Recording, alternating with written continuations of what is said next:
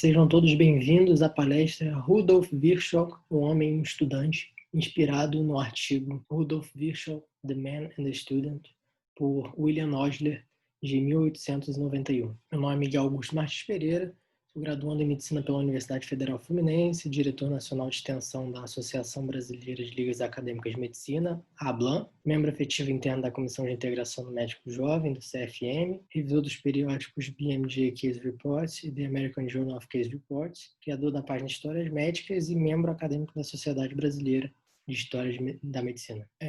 Primeiro, fazer uma breve introdução. Quem é Rudolf Virchow? Para muitos, Virchow é sinônimo de epônimos, haja vista a famosa tríade de Virchow, a célula de Virchow da hanseníase, o linfonodo supraclavicular associado a metástase de neoplasia gastrointestinal e pulmonar, o linfonodo de Virchow, até linha de Virchow, doença de Virchow e por aí vai. Mas ele não só colecionou epônimos, como colecionou apelidos. E existe melhor maneira de conhecer alguém do que pelos seus apelidos. Então eu trago aqui alguns apelidos que eu compilei, vários deles dados por revistas, jornais e alguns até colegas, como o Pequeno Doutor, o pai da patologia moderna, o pai da patologia celular, fundador da medicina moderna e até alguns pouco usuais, como Hipócrates com microscópio, pai de duas irmãs gêmeas, aqui fazendo uma referência à anatomia patológica, seria um estudo de alterações morfológicas, e a patofisiologia, de alterações funcionais, ambas as áreas atribuídas a Virchow, e, por último, Papa da Patologia. Assim como no texto de Osler, eu vou fazer uma breve retrospectiva da vida de Virchow, essa linha do tempo. Ele nasceu em 13 de outubro de 1821, em Schilverbein, na Pomerânia, antes Prússia, mas desde 1945 faz parte da Polônia. Ele, mesmo vindo de uma família humilde de fazendeiros, ele consegue se destacar na escola com boas notas, passa a ser fluente em 6 línguas, e agora, uma curiosidade, ele chegou, inclusive, a pensar em seguir a carreira na teologia, mas, felizmente, em 1839, ele se graduou em medicina pelo Instituto Friedrich Wilms, em Berlim, na Alemanha. Em 1943, ele começa a sua carreira clínica no Hospital Charité de Berlim.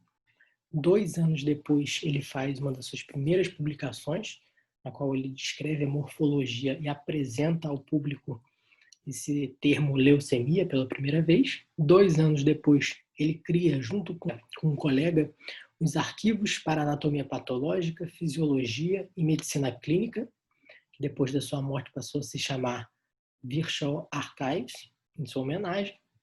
O jornal ele foi um dos mais influentes na sua época na área da medicina, e hoje em dia ele é considerado um dos jornais, um dos periódicos médicos mais antigos ainda em circulação. Em 1848, ele começa a lecionar na Universidade de Berlim, mas isso não durou muito tempo, porque em 1849 ele acaba participando de uma pequena revolta, e já por causa desses posicionamentos políticos dele, ele foi obrigado a deixar a Universidade de Berlim, mas assumiu a primeira cadeira em anatomia patológica na Alemanha, na Universidade de Weisburg. Em 1856, Berlim já estava pronto para Virchow.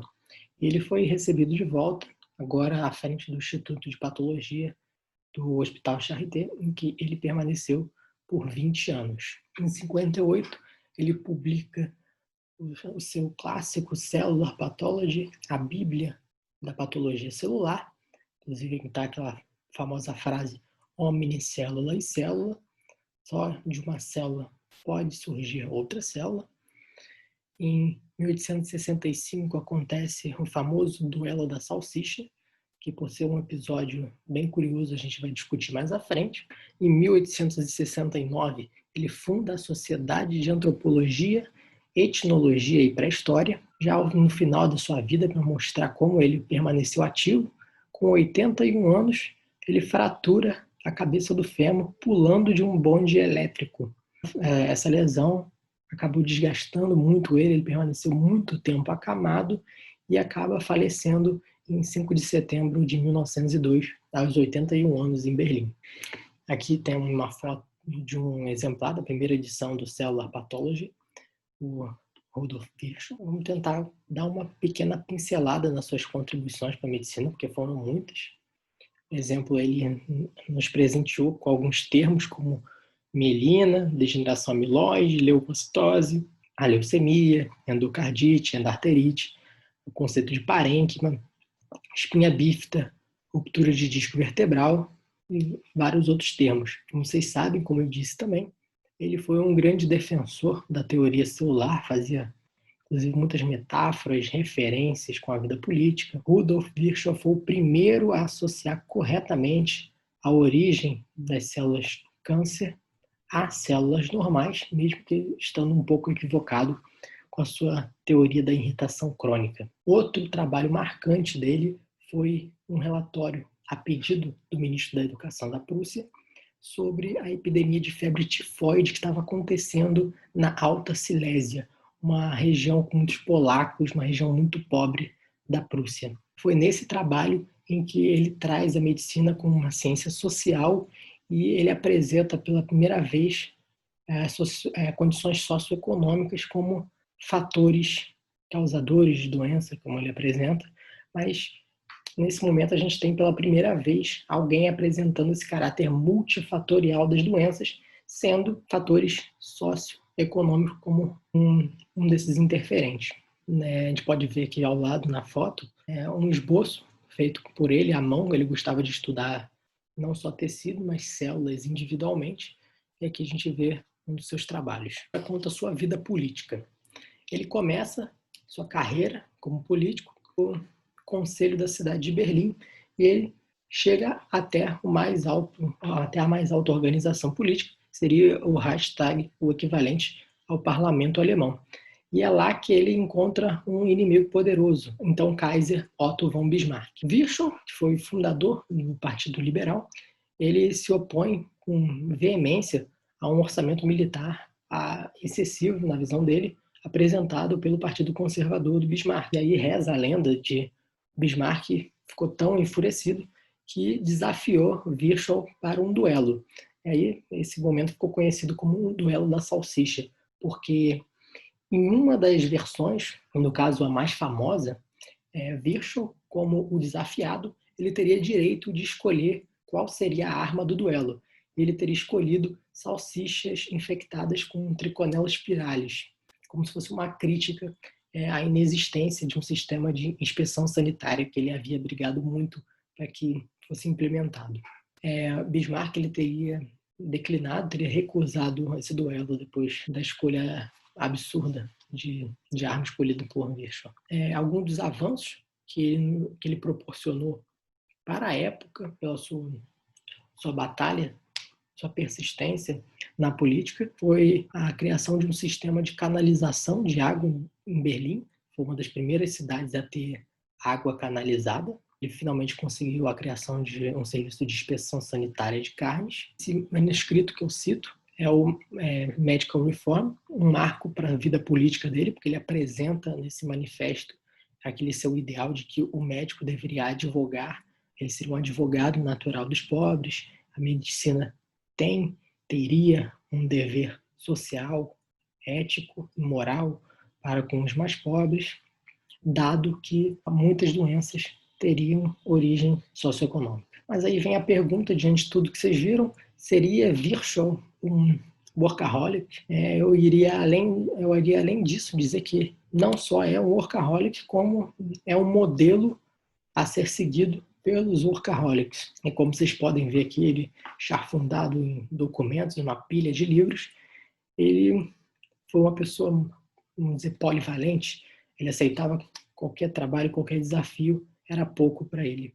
E aqui eu trago um trecho do artigo em que a gente vai discutir, do William Osler, em que ele acompanha o dia a dia, um dia normal na vida de Rudolf Virchow, em que ele diz: como ilustração da sua capacidade para trabalhos variados, lembro-me de um dia, em 1884, no qual ele fez a demonstração em palestra matinal no Instituto de Patologia, dirigiu-se extensivamente ao conselho da cidade sobre o esquema de canalização e fez um discurso de orçamento no parlamento, os quais foram amplamente relatados nos jornais no dia seguinte. Sem dúvida, ele era um viciado em trabalho.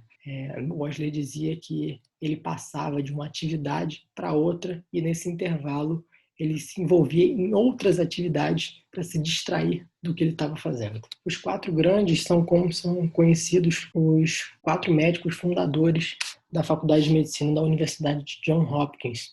São eles o patologista William Welch, o cirurgião famoso William Halsted, conhecido pela cirurgia de mastectomia radical, o internista William Osler, um velho conhecido estudante de semiologia, né, a manobra de Osler, e dos cardiologistas também.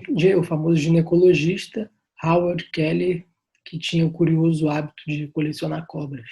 O que pouca gente sabe é que 2 desses 4 fundadores foram alunos de Rudolf Virchow. São eles William Welch e William Osler. Estão ali retratados. O Osler, o de cima, e, é claro, o de baixo, com seu microscópio, é o William Welch. Vamos então para o texto propriamente dito. O texto Rudolf Virchow, The Man and the Student, foi escrito em 1891 em comemoração ao aniversário de 70 anos de Virchow.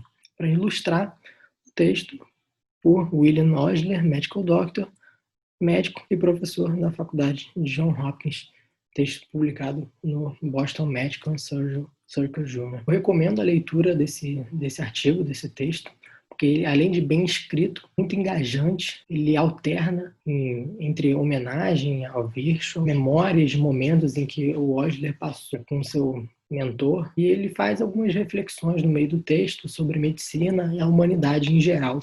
Mas é um texto muito interessante, fácil leitura, bem engajante e bem escrito. Para dar um exemplo disso, eu trago aqui um trecho em que o Osler ele tinha voltado para a Alemanha, depois de ter sido estudante, para visitar, encontrar o seu professor, e ele leva de presente para o Virchow 4 crânios de índios norte-americanos. E a primeira coisa que Virchow faz, em vez de cumprimentar, é pegar os crânios, e o Osler retrata esse momento aqui. Não os agradecimentos calorosos, nem a saudação alegre e amigável que ele sempre recebia no ex-aluno, fazendo referência ao Virchow, me agradaram como a identificação rápida e decisiva dos crânios que eu havia trazido e seu rápido esboço das características dos crânios de índios norte-americanos. O especialista profundo, não aluno diletante, caracterizou todo o seu trabalho nessa linha. Aqui também a gente tem uma característica muito interessante do Virchow, é que quando ele se debruçava sobre um assunto, ele não era um aluno diletante, ele não era um interessado que permanecia com um conhecimento superficial daquela área. Pelo contrário, ele se tornava até um especialista. Aqui no caso da antropologia e da arqueologia. Poucos sabem, mas o Virchow ele era tão conhecido e tão influente na arqueologia e na antropologia quanto ele era na medicina. Tudo isso começou como um hobby, um crânio que ele tinha encontrado. Aqui a gente tem Virchow posando ao lado de alguns crânios, provavelmente em um dos muitos museus que ele acabou abrindo, dada a vastidão das suas peças. O texto, como eu disse, ele traz umas reflexões sobre a medicina da época e a humanidade em geral do próprio William Osler. É que eu trago o Osler com a mão à cabeça, um tanto reflexivo. E muitas dessas reflexões, bem atuais, podem ser trazidas para 2020. Por exemplo, aqui ele diz: o templo de Esculápio deu lugar ao hospital, e o caráter sacerdotal do médico desapareceu com o tempo. Ainda resta conosco um forte sentimento de irmandade, um senso de unidade que as limitações de idioma, raça e país não foram capazes de apagar.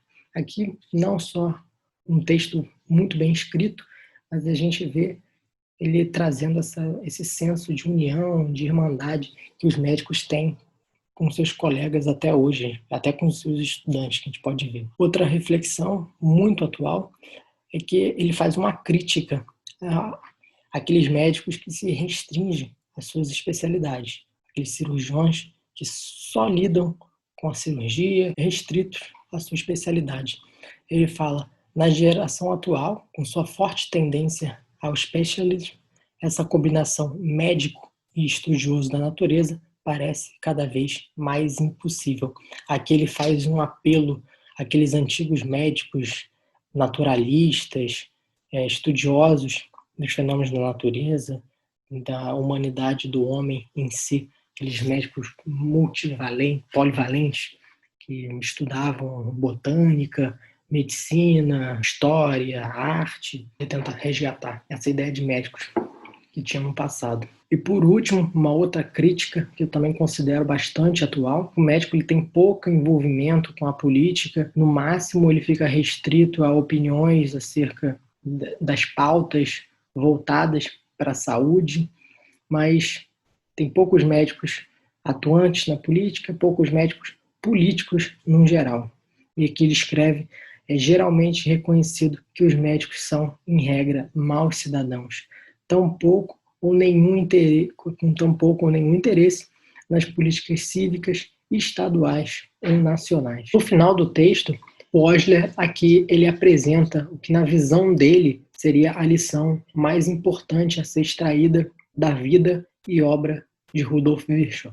Ele diz que a lição que deve penetrar mais fundo em nossos corações é a resposta que uma vida como a de Virchow dá àqueles que hoje, como nas gerações passadas, veem apenas pílulas e poções na profissão de medicina e que, utilizando os ganhos da ciência, deixam de apreciar a dignidade e o valor dos métodos pelos quais são atingidos. Enquanto Pausanias incomodava Empedocles até o fim pelos detalhes da cura de Panteia, ainda existem entre nós aqueles que, pedindo não sabedoria, mas remédios para se cantar, ficam impacientes com o lento progresso da ciência, esquecendo que no caos do qual a ordem está aparecendo agora foi em grande parte dissipado pelo trabalho de alguém vivo. Esse trecho não poderia ser mais atual, não poderia ser melhor aplicado do que na pandemia de uma doença em que envolve um vírus até então desconhecido pela medicina da época, como no caso do coronavírus. Ali faz um apelo para uma valorização da ciência básica, porque é pela ciência básica que a gente conseguiu todas as técnicas e tecnologias aplicadas na medicina e aplicadas atualmente na prática médica. Então ele faz uso até de um conto, usando de um mito grego do filósofo Empedocles.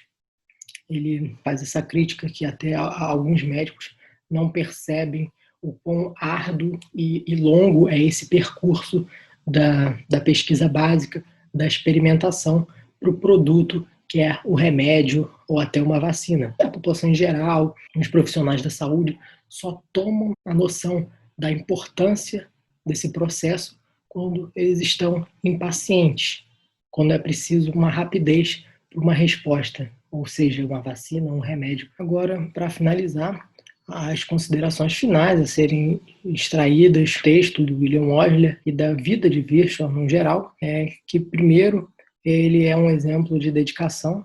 Como nós vimos, tudo que ele se comprometia, ele se jogava de cabeça, aprofundava no conteúdo a ponto de se tornar um profissional. Ele não era um estudante diletante, ele não permanecia com um conhecimento superficial sobre um assunto. Segundo, a gente tem que se lembrar de que o médico ele é um agente político, ele deve ser um bom cidadão, ele deve participar da política, ele deve participar da tomada de decisões da sua cidade, do seu estado, do município, não deve se restringir a sua opinião apenas a assuntos relacionados à saúde. Terceiro, o texto que a gente acabou de discutir, é bom reconhecer a dívida que nós, médicos, devemos a grandes líderes e trabalhadores no ramo da ciência e da nossa arte.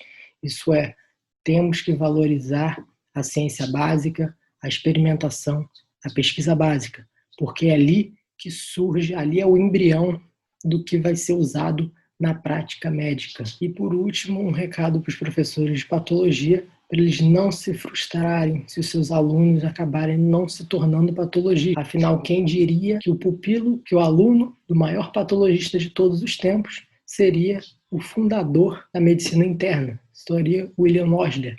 Então, professores, se preocupem em marcar os seus alunos, em levar algum ensinamento para eles que eles vão usar para o resto da vida. Virchow costumava dizer para os seus alunos: learn to see microscopically. Aprenda a ver microscopicamente. Um lema que provavelmente foi carregado pelo próprio Osler na sua prática clínica. Como a gente vê aí, o Osler, reza a lenda, ele realizava a autópsia em todos os seus pacientes que morriam. Provavelmente isso foi um hábito que ele herdou de seu mestre, seu professor e orientador, Rudolf Virchow. Aqui a gente vê uma foto dele em um desses casos de autópsia. Aqui estão as referências. A primeira delas é o texto do William Osler, em 1891, Rudolf Virchow, O Homem e o Estudante, que eu recomendo a leitura. E ficamos por aqui. Muito obrigado.